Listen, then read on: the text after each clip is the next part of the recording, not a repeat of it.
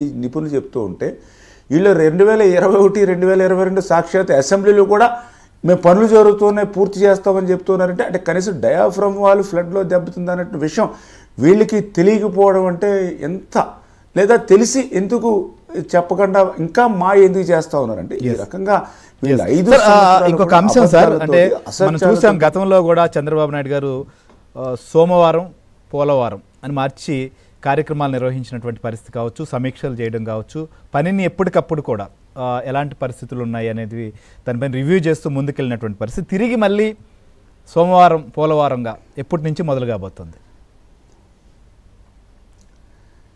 చంద్రబాబు నాయుడు గారు ఏదైతే మొన్న 12వ తేదీన మరి యొక్క ప్రమాణ స్వీకారం అయిన తర్వాత ఆయన మనసంతా కూడా పోలవరం మీదే. ఎందుకంటే నేను ఇందాకే చెప్పాను ఆయనకు ఒక విజన్. ఎందుకంటే గతంలో ఆయన ఉమ్మడి ఆంధ్రప్రదేశ్ రాష్ట్రం ఉన్నప్పుడు ఆ రోజు సాఫ్ట్వేర్ మీ అందరికీ తెలుసు, సాఫ్ట్వేర్ అంటే ఒక చెన్నై, ఒక పూణే, ఒక బెంగళూరు. కానీ చంద్రబాబు నాయుడు గారు రోజు సాఫ్ట్వేర్ అంటే చెన్నై, పూణే, బెంగళూరు కాదు, సాఫ్ట్వేర్ అంటే ఒక హైదరాబాద్ని ఒక సైబరాబాద్ని సృష్టించి ఏ రకంగా అయితే అక్కడ అభివృద్ధి చేశారో మనందరం కూడా చూసాం.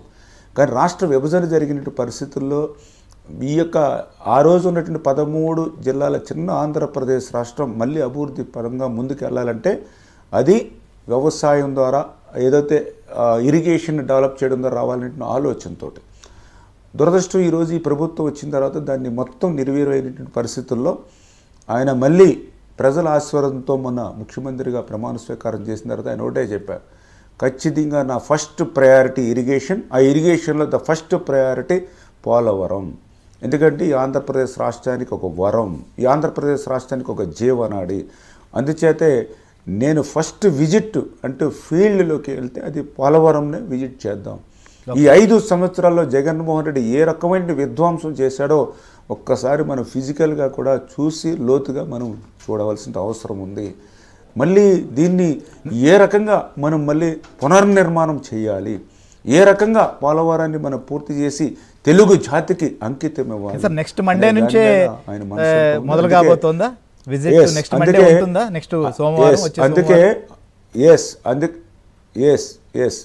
అందుకే రేపు 17వ తేదీ అంటే ఎల్లుండ 17వ తేదీనే చంద్రబాబు నాయుడు గారు ఆయన ముఖ్యమంత్రిగా ప్రమాణ స్వీకారం చేసి బాధ్యతలు చేపట్టిన తర్వాత మొన్న సెక్రటరియట్లో 5 సంతకాలు ఏం మాదిరిగా పెట్టి అన్నమాట నిలబెట్టుకున్నారో అదేవిధంగా పోలవరం ప్రాజెక్టును కూడా ఖచ్చితంగా దాన్ని పునర్నిర్మాణం చేయాలనేటువంటి ఆలోచనతో జగన్మోహన్ రెడ్డి ఏ విధమైనటువంటి విధ్వంసాన్ని చేశాడో దాన్ని